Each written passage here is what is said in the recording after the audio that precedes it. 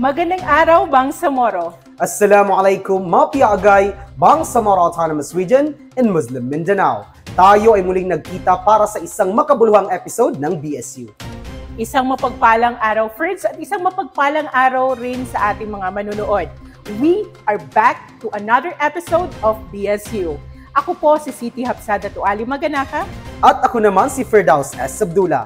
At kami po ang inyong makakasama para sa isa na namang makabuluhang talakayan sa ating prime news platform ng PSA BARM, ang Bangsamoro Stat Updates. Sa ating episode, babalikan natin ang mahahalagang kaganapan at accomplishments ng PSA RSSO BARM sa nagdaang buwan ng Hulyo. Tama ka dyan, City. Ngunit bago ang ating talakayan, on behalf of our OIC Regional Director, Engineer Akan G. Tula, at sa lahat ng bumubuo ng PSA BARM, kami po ay taus-pusong nagpapasalamat sa walang sawang suporta at pagtutok sa amin. And for the latest updates for the month of July, narito ang dapat ninyong tutukan. PSA BARM, lumahok sa bagong bayani ng mundo, OFW Serbisyo Caravan sa Osaka, Japan.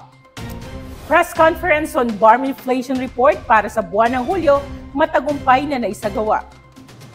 PSA BARM nagsagawa ng succeeding second-level training on the following statistical activities. Second-level training on RPS of selected commodities for the generation of CPI and WPS of selected agricultural commodities. Second-level training on the 2025 updating of lease of agriculture farm operators and inland fishing households and leasing of marine fish landing centers.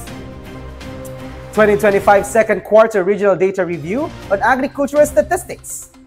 Second-level training para sa 2025 National Migration Survey. 2024 International Comparison Program Regional Online Data Review. 2025 Media Performance Review, matagumpay na naisagawa ng PSA RSSO BARM. 51st Nutrition Month, ginunita ng PSA BARM sa buong buwan ng Hulyo 2025. PSA BARM patuloy ang serbisyo sa basilan sa pamamagitan ng CRS mobile outlet. National ID registration para sa mga senior citizen upang makakuha ng MSSD SOCPEN assistance. PSA Sulu lumahok sa awareness seminar tungkol sa Muslim personal laws at civil registration. PSA Tawi-Tawi at LGU Bonggao muling pinagtibay ang ugnayan para sa Birth Registration Assistance Project. Bago natin pag-usapan ito, huwag munang kalimutan na i-like, i-share ang official Facebook page ng PSA BARM at itag ang inyong mga friends na manood rin sa ating episode. Para sa unang headline ngayong araw, PSA BARM lumahok sa bagong bayani ng mundo, OFW Serbisyo Caravan sa Osaka, Japan. Makasaysayang nakilahok ang Philippine Statistics Authority, Bangsamoro Autonomous Region in Muslim Mindanao sa bagong bayani ng mundo, OFW Serbisyo Caravan na ginanap sa Mindan, Osaka, Japan.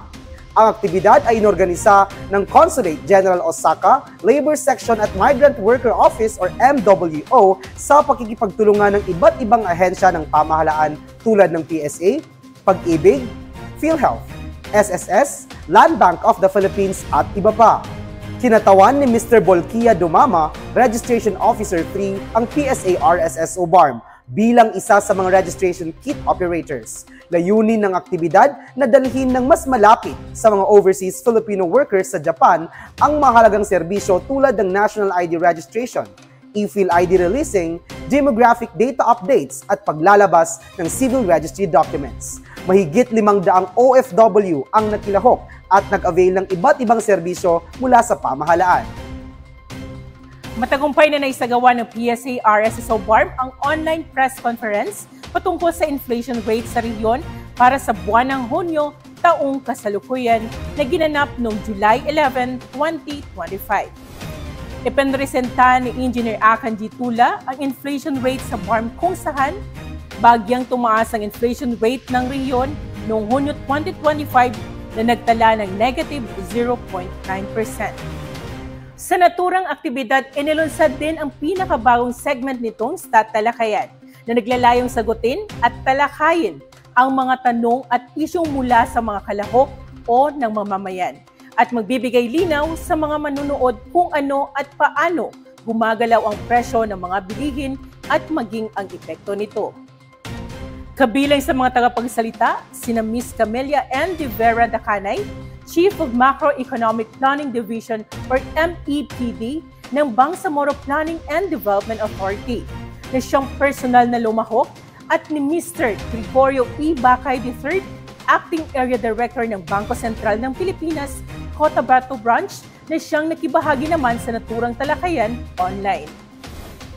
At ngayon, tayo naman ay makinig sa ating mga statudtulan statistical activities. Sa usaping statistika pa rin, iba't ibang uri ng regional-wide training ang naganap. Una rito, ang Second Level Training on the Retail Price Survey or RPS at Wholesale Price Survey or WPS on selected commodities na ginanap noong July 1 to 3, 2025 sa siyudad ng Cotabato. Dinuluhan ito ng mga kinatawan mula sa PSA Central Office, regional at provincial offices. Binigyang diin sa pagsasanay ang mga karaniwang suliraning kinakaharap sa pangangalap ng presyo, pati na rin sa pagproseso, report validation, pag-compute ng CPI at mga indicators na kaugnay nito. Nakatuon naman ang WPS ang mga pamamaraan pagsasagawa ng survey, pag-validate ng datos para sa mga produktong agricultural. Sa usaping pang-statistika ng agrikultura pa rin, second-level training on the 2025 updating of list of agriculture farm operators and inland fishing households and the 2025 listing of marine fish landing centers or ULAFO LMFLC. Matagumpay na naisagawa noong July 14 to 18, 2025 sa lungsod ng Cotabato na dinaluhan ng mga provincial focal persons at heart clerks mula sa kanilang probinsya.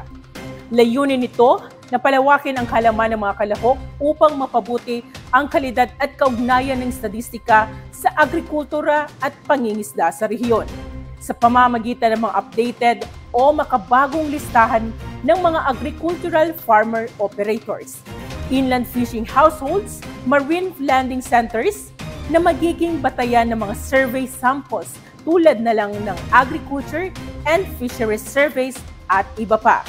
Isasagawa ang listing operations mula Agosto hanggang Nobyembre ng taong kasalukuyan. At bilang panghuli, mula July 14 to 17, 2025 ay makabuluhang naisagawa ng ahensya ang 2025 Second Quarter Regional Data Review or RDR of Agriculture, Livestock at Fisheries Production. Mahalaga ang RDR upang masuri ang kasalukuyang kalagayan ng mga produksyon ng agrikultura sa rehiyon at matukoy ang mga aspeto na dapat bigyang pansin sa pamamagitan ng masusing pagbavalidate at pag-aanalisa ng mga datos na nakalap na siyang pinagtulungan ng mga regional at provincial focal na naatasan sa mga naturang survey.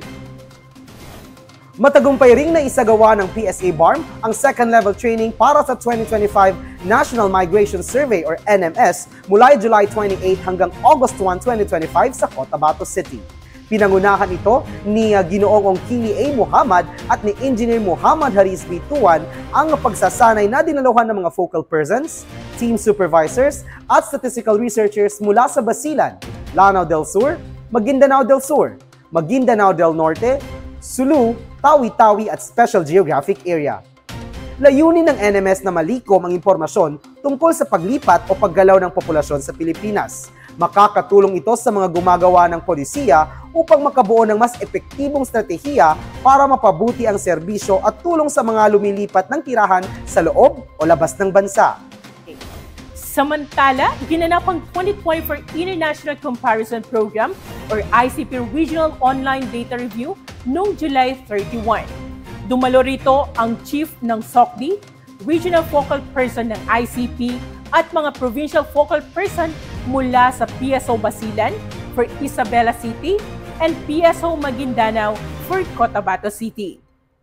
Ang International Comparison Program or ICP ay pinakamalaking pandaigdigang proyekto sa pangangalap ng datos na layong makabuo ng Purchasing Power Parities or PPPs. Mahalaga ang PPPs para maikumpara ng patas ang sukat ng ekonomiya ng iba't ibang bansa. Kasama rin sa output ng ICP ang price level indices at iba pang datos na magagamit para maikumpara ang kabuuang gastusin ng Gross Domestic Product or GDP sa iba't ibang rehiyon. Ang pakikilahok ng PSA sa 2024 ICP cycle ay nagbigay ng mas malinaw nilarawan ng ekonomiya at competitiveness ng bansa. Saklaw ang price survey sa household goods, services at rental rates na pinalawak upang maisama ang piling lungsod mula sa bawat rehiyon bukod sa NCR. Tayo naman ay dumayo sa ating statudtulan kung saan tampok ang mga kaganapan sa iba't ibang probinsya ng BARM. PSA RSSO BARM nagdaos ng 2025 Mid-Year Performance Review. Naganap noong July 22 to 24, 2025 sa Cotabato City ang PSA RSSO BARM Mid-Year Performance Review na pinangunahan ni OIC Regional Director Engineer Akan G. Tula, kung saan tinalakay ang mga accomplishments ng unang semester, mga layunin at pagbabago sa work program para sa ikalawang semester, na-update na workload analysis at mga kinaharap na suliranin at solusyon.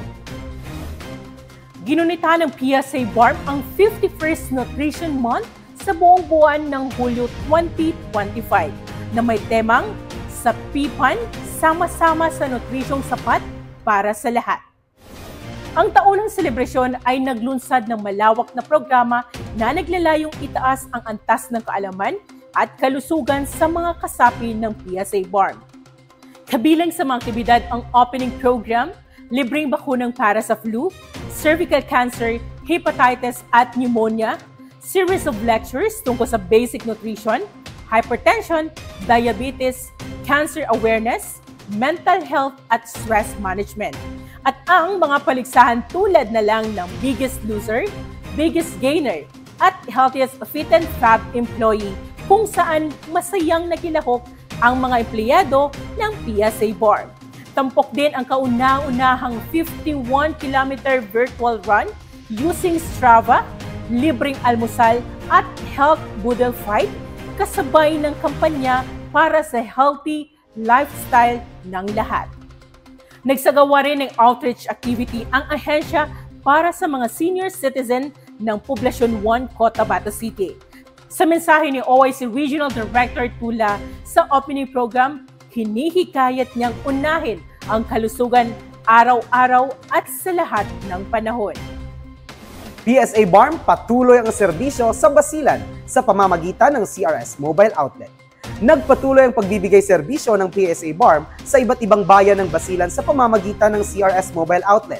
Noong July 14, 2025, nakibahagi ang PSA BARM sa 51st Founding Anniversary at Tumahik Festival ng Tuburan kung saan naabot sa 53 na kliyente ang natulungan at 111 transactions ang naitala. Sumunod, noong July 15 to 16, 2025, sa bayan ng Tipo-Tipo, umabot naman sa 201 na kliyente at 406 na transaksyon ang naisagawa. Noong July 17 to 18, 2025, sa bayan ng Albarca, 127 na kliyente at 266 na transaksyon naman ang natugunan. Lubos ang pasasalamat ng mga residente at Municipal Civil Register ng bawat bayan sa serbisyong hatid ng CRS Mobile Outlet na nakatulong upang maiwasan ang mga malayo ang biyahe papuntang Zamboanga City para kumuha ng mga dokumento tulad ng birth, marriage at death certificate.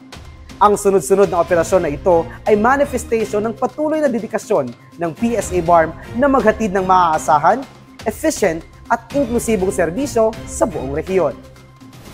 National ID registration para sa mga senior citizen upang makakuha ng MSSD SOCPEN assistance.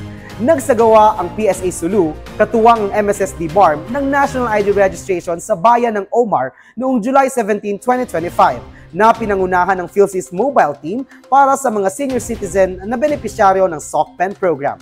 Layunin nito na mapabilis ang pagbibigay ng tulong at serbisyo sa mga nakatatanda sa pamamagitan ng PhilSys ID na nagsisilbing lehitimong pagkakakilanlan para sa mga benepisyo at iba pang serbisyo ng pamahalaan at pribadong sektor. PSA Sulu lumahok sa awareness seminar tungkol sa Muslim personal laws at civil registration.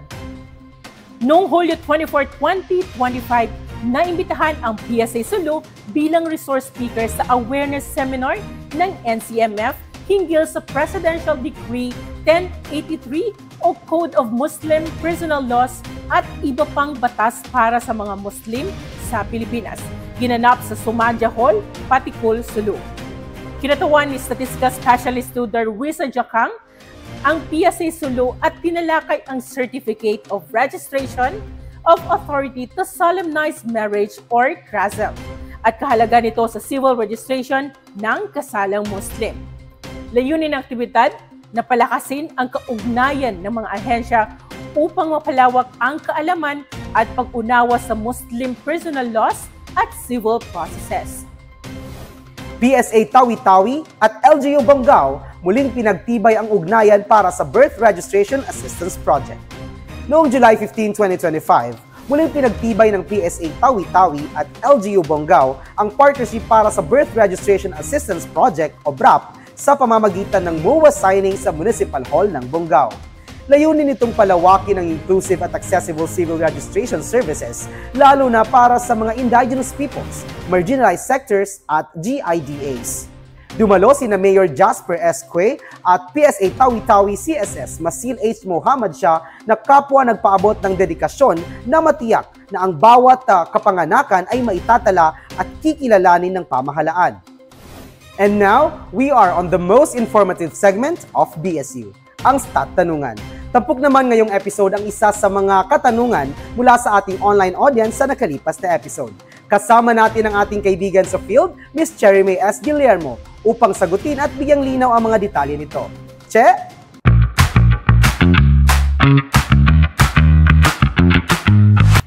Salamat, Ferds! At muli, isang maligayang pagbati sa lahat. Tayo ngayon ay narito sa CRS Outlet, PSA RSSO BARM upang kausapin ang panauhing sasagot sa ating Question of the Week. At kasama natin ngayon ang CRS Cotabato City Outlet Supervisor na si Ms. Rubica Ismael. Magandang araw po, Ma'am Beck. Magandang araw, Ma'am. Ang katanungan po ngayon para sa BSU Stat Tanungan ay may kinalaman po sa Civil Registration Services. Ang tanong po ay manggagaling po kay Ms. Suraina Malidas.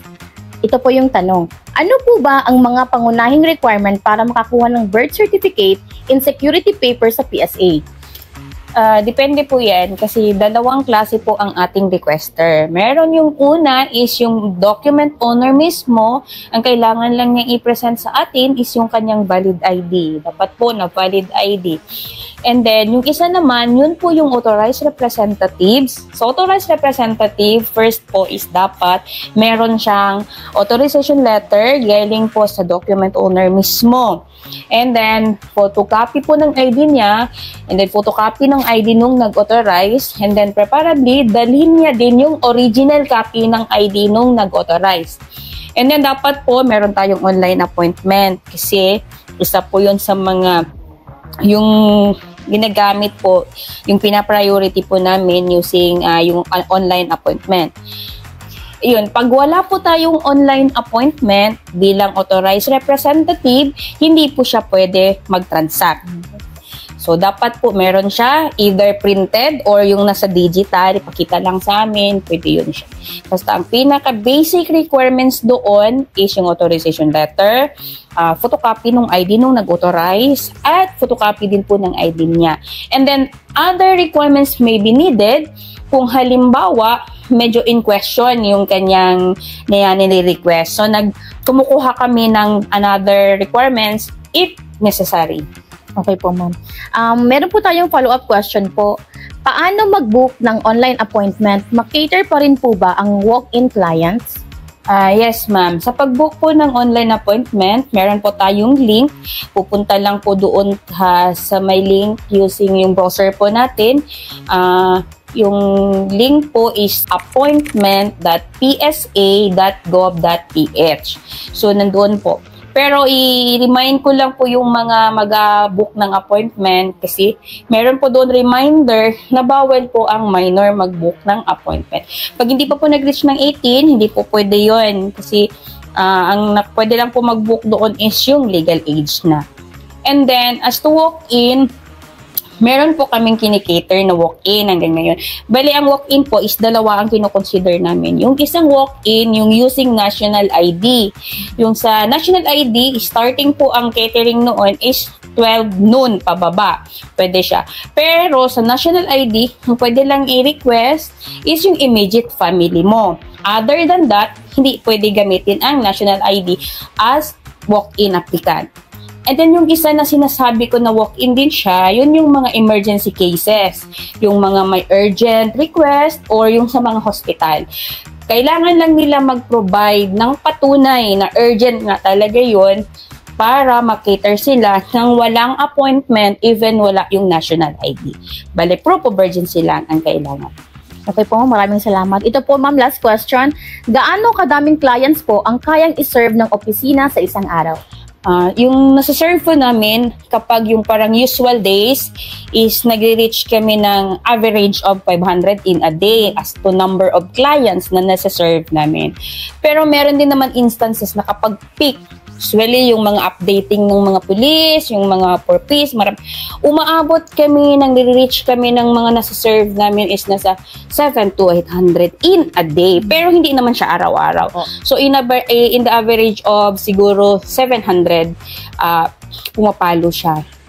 So medyo sa ngayong araw, halimbawa, parang nasa 500 plus ang nakikater namin kasi hindi naman siya masyadong peak. Pero pag peak talaga, kinikater namin for as long as makaya siya i-cater. Okay po. Thank you po. Maraming salamat po. Okay.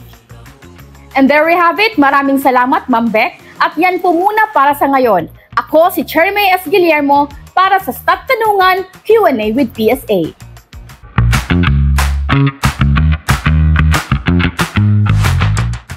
Maraming salamat, Che! At ang ating frequently asked questions mula sa ating mga nanonood ay talagang nasasagot natin dito sa Stop Tanungan. At katulad ng nagdaang episode, mas marami pang katanungan ang ating sasagutin. Kaya, i-comment ninyo sa comment section ang inyong mga tanong. Pipili tayo at sasagutin natin yan sa susunod na episodes ng BSU. Tama ka, City. And just like that, our episode is about to end. Kaya huwag kalimutang i-like at i-share ang ating programa upang mas marami pang tao ang makaalam tungkol sa mga mahalagang impormasyon na inihahandog ng PSA. Muli, mula po sa aming butihing OIC Regional Director, Engineer Akanji Tula, at sa lahat ng bumubuo ng PSA BARM, damo nga salamat sa lagi ninyong pagsubaybay sa amin. Sa susunod nating episode, ating tatalakhayin at pag-uusapan ang mga accomplishments, programa at kaganapan para sa month of August. Stay tuned and updated. Kami muli, ang inyong lingkod, City Hapsam Maganakan. At Firdaus S. Abdullah. Hanggang sa susunod na episode ng BSU, wabillahi tawfiq wal hidayah. This is Bangsamoro Stat Updates!